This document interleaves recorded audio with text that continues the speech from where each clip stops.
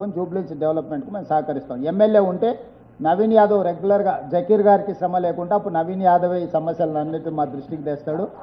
నవీన్ యాదవ్కి బాధ్యత అప్పచెప్పుది. సూరజ్ ప్లీజ్ చెప్పండి జకీర్ గారు. కేటీఆర్ ఈ మధ్యకాలంలో తరచుగా చెప్తున్నది ఏంటంటే ఈ ఎలక్షన్స్ తర్వాత 500 రోజుల్లో కేసీఆర్ ప్రభుత్వం ఏర్పడుతుందని చెప్తున్నాడు. దాని మీద రియాక్షన్. ఇప్పుడు జకీర్ గారు ఇప్పటికీ డిసెంబర్ వస్తే 2 ఏళ్ళు అయింది, ఆ తర్వాత 3 ఏళ్ళు ఉంది. సంవత్సరానికి ఎన్ని రోజులు ఉంటాయి? 365 రోజులు అయితే ఉంటాయి కదా మన లెక్క ప్రకారం. ఒకవేళ కేటీఆర్ క్యాలెండర్ ఎట్లుందో నాకు తెలియదు, కానీ ఈ లెక్క ప్రకారం 1000 రోజుల పైనే అవుతుంది కదా. ఆయన 500 రోజులు అంటుంటే ఆయన మరి అంటే లెక్కలు ఎట్లేస్తున్నాడో ఏందో నాకు తెలియదు. మరి అమెరికా ఇండియా ఇటు అటు క్యాలిక్యులేషన్స్ ఇటు చేస్తున్నా, లేకపోతే ఆయన మేల్కతో ఉన్నప్పుడే లెక్కలు పెట్టుకుంటున్నా నాకు తెలియదు. సో 8 సంవత్సరాలు, యు మార్క్ మై వర్డ్, రేపు జమిలీ ఎలక్షన్స్ వస్తాయి, డిసెంబర్లో ఎన్నికలు రావు. 2028 బదులు 2029 జూన్లో ఎన్నికలు వస్తాయి. 2029 నుంచి మళ్ళీ 5 సంవత్సరాలకు ఎన్నికలు జరుగుతాయి. 2034 జూన్. ఈరోజు నేను చెప్తున్నా నవంబర్ 9, 2025. 2034 జూన్ నెల వరకు కాంగ్రెస్ పార్టీ తెలంగాణలో అధికారం ఉంటుంది.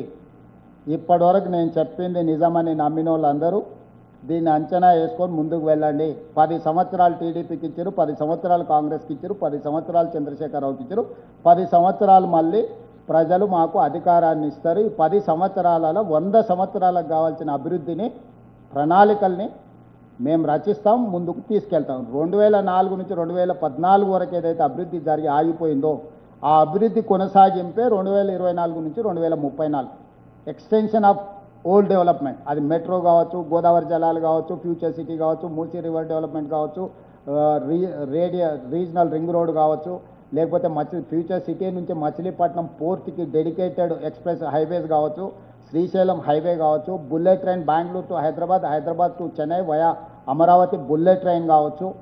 వీటన్నిటినీ ఈ 10 సంవత్సరాలలో 100%, అంటే ఇంకా 2 ఏళ్ళు అయింది, 8 ఏళ్ళలో 100% ఇవన్నీ పూర్తి చేసి ఒక 100 సంవత్సరాలకు అవసరమైన అభివృద్ధి ప్రణాళికలను ప్రజలకు అంకితం చేసే బాధ్యత కాంగ్రెస్ పార్టీ తీసుకుంటుంది.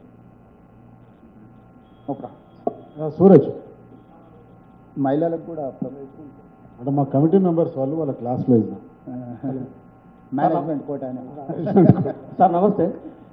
ఇప్పుడు మనము ఎలక్షన్స్ ముందు కొన్ని హామీలు ఇచ్చినాము, ఏర్పాటైన తర్వాత మనం తీసుకుంటున్న ఎజెండా వేరుగా పోతుంది. ఇన్ని లక్షల కోట్ల ప్రాజెక్టులు మనం ప్రభుత్వం ఏర్పడిన తర్వాత ప్రకటించినప్పుడు 1-2 మినహా హామీలేం పెద్దగా ముందు పోతున్నట్టు అనిపిస్తలేదు. వాటిపైన ఎందుకు దృష్టి పెట్టట్లేదు ఒకటి. రెండవది, ఇప్పుడు అనివార్యం కనుక జూబ్లీస్ ఎలక్షన్స్ గురించి మాట్లాడుకుంటాం, కానీ పంచాయతీ ఎలక్షన్స్ గురించి ఇప్పటివరకు ఎందుకు లేదు? గ్రామాలన్నీ కూడా పారిశుద్ధ్యం లేక మొత్తం మురుగెత్తిపోయిన పరిస్థితి ఉంది, చాలా ఆందోళనకరమైన పరిస్థితి ఉందని చెప్పేసి కూడా ఒక ఫీడ్బ్యాక్ వస్తుంది అక్కడి నుంచి.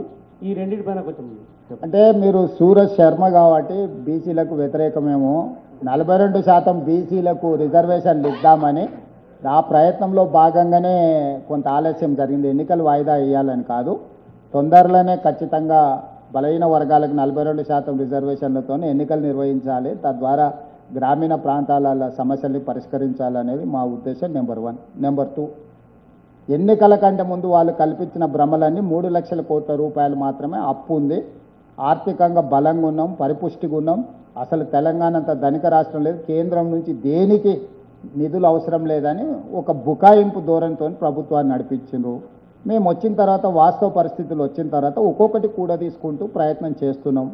ఆర్థికంగా సమస్యలు ఉన్నాయి, కానీ ఆలోచనలలో ప్రణాళికలలో లోపం లేదు. మీరు చెప్పిన అన్నిటినీ ఏమంటారు టేక్ ఇట్ సీరియస్లీ, దాన్ని అంటే చేయడానికి ప్రయత్నం చేస్తాం. తప్పకుండా ఈ 8 సంవత్సరాలలో మీరు చేసిన సూచనలు అన్నిటిని కూడా అమలు చేస్తాం. ఓకే, శ్రీనివాస్ రెడ్డి గారు, ఆ తర్వాత యాకస్వామి. Last question. ముఖ్యమంత్రి గారికి బిలేటెడ్ జన్మదిన శుభాకాంక్షలు. కేంద్ర ప్రభుత్వం రాష్ట్ర ప్రభుత్వానికి సహకరిస్తుందా? సహకరిస్తే ఇప్పటి వరకు ఎన్ని నిధులు వారు ఇచ్చారు, మీరు తెచ్చారు? కేంద్ర ప్రభుత్వంలో రాష్ట్రం నుంచి ప్రాతినిధ్యం వహిస్తున్న వాళ్ళు అడ్డం పడనప్పుడు మంచిగా సహకరిస్తున్నారు.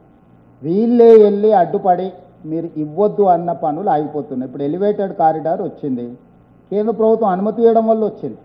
ఈరోజు 26,000 crores డెట్ రీస్ట్రక్చర్కి 11.90% వడ్డీ 12 సంవత్సరాల పీరియడ్లో ఉన్న లోన్ని కేంద్ర ప్రభుత్వం సహకరించడం వల్ల 7.25 rate of interest 35 years loan టెన్యూర్కి రీస్ట్రక్చర్ చేసుకున్నాం, డెట్ రీస్ట్రక్చర్. దాంతో ప్రతి సంవత్సరం 4,000 కోట్లు రాష్ట్రానికి అదనంగా వనరులు వచ్చే అవకాశం ఉంది 35 సంవత్సరాలు.